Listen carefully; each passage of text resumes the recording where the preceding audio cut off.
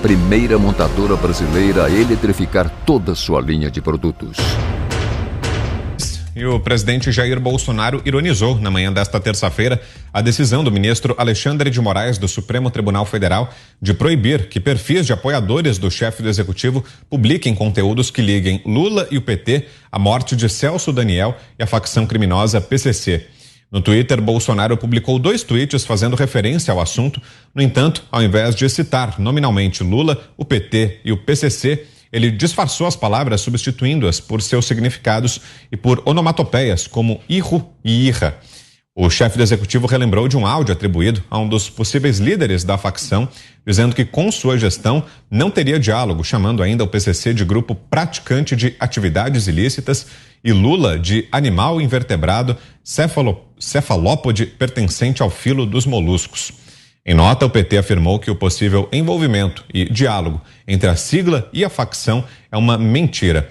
E esse é o tema também da nossa enquete de hoje, hein? Continua no ar a pergunta, dá tempo ainda da sua participação. A nossa enquete de hoje de Os Pingos nos Is. Você concorda com o veto de Moraes à associação entre PT e PCC? Por enquanto, está aí na casa do 97-3, né? 96,99% dos que já votaram dizem que não concordam com essa decisão do ministro. 3,01% dizem que sim. Corre lá, www.jovempan.com.br, está à disposição lá no nosso site a enquete de hoje.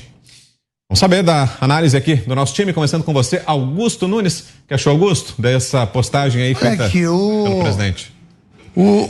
O Supremo Tribunal Federal não endossou a delação do Marcos Valério?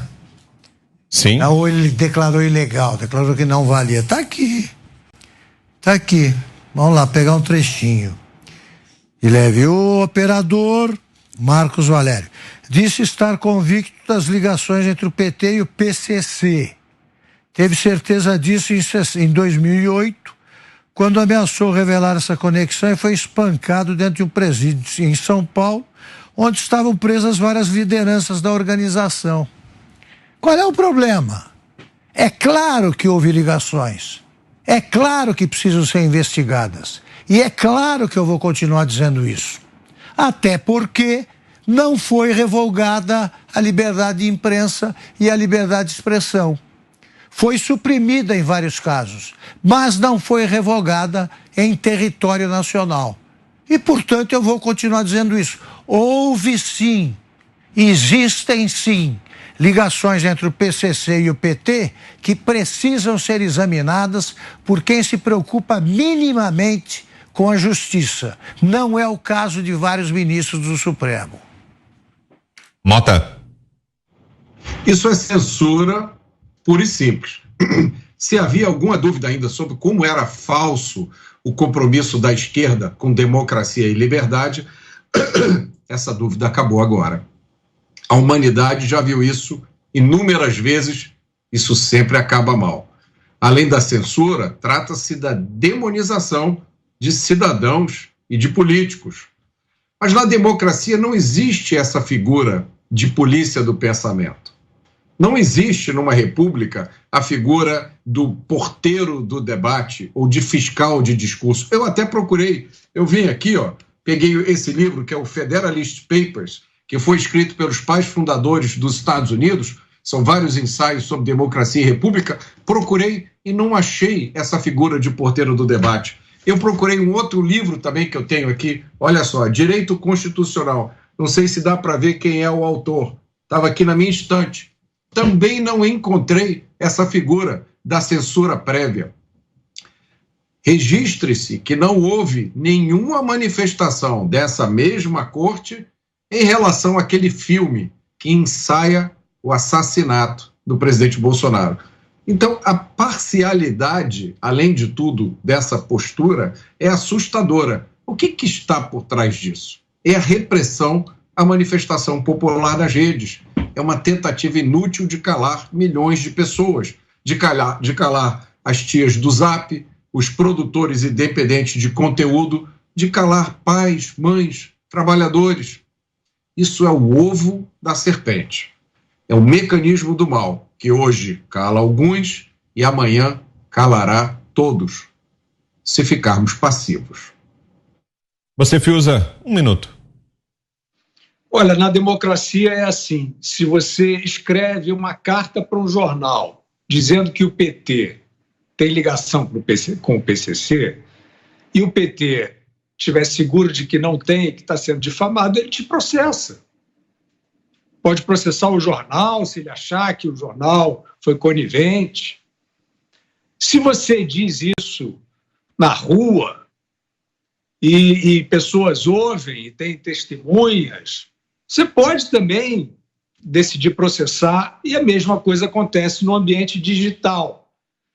Esta ideia, ela se aproveita do ambiente digital para afirmar que você pode fazer um filtro na liberdade de expressão para tirar o ódio, o fake news e toda essa cartilhinha aí que eles criaram. Então, isto é censura prévia, e os que estão em silêncio sobre esse ato de censura prévia estão passando vergonha, esses sim. Você, Ana, 1 minuto. Vitor, também espanta o silêncio de muitos considerados aí jornalistas, né? Ministério Público, parlamentares, mas o silêncio também do próprio ministro Alexandre de Moraes sobre a matéria de 2016 do Partido dos Trabalhadores, que diz o seguinte: ministro golpista Alexandre de Moraes, repressor de manifestações, pasta agora também será responsável por direitos humanos. Moraes é conhecido por ações violentas da PM em manifestações e por advogar para o PCC. Isso é matéria do Partido dos Trabalhadores nas redes sociais e no site, matéria que já foi, claro, tirada de ar, ninguém sabe por quê. Mas a pergunta também que não quer calar, e essa a gente sempre tem que levantar aqui, é: onde está o senhor Rodrigo Pacheco, que pode colocar o processo de impeachment em plenário de um senhor, de um ministro, não juiz, de um ministro que comete tantas inconstitucionalidades? Sempre que falarmos desses ministros que adoram essas ilegalidades e que estupram a nossa Constituição quase que diariamente, nós temos que falar do senador Rodrigo Pacheco, que é totalmente conivente com as ilegalidades, com as inconstitucionalidades e não cumpre o seu papel constitucional como presidente do Senado de frear esse tipo de arbitrariedade e censura.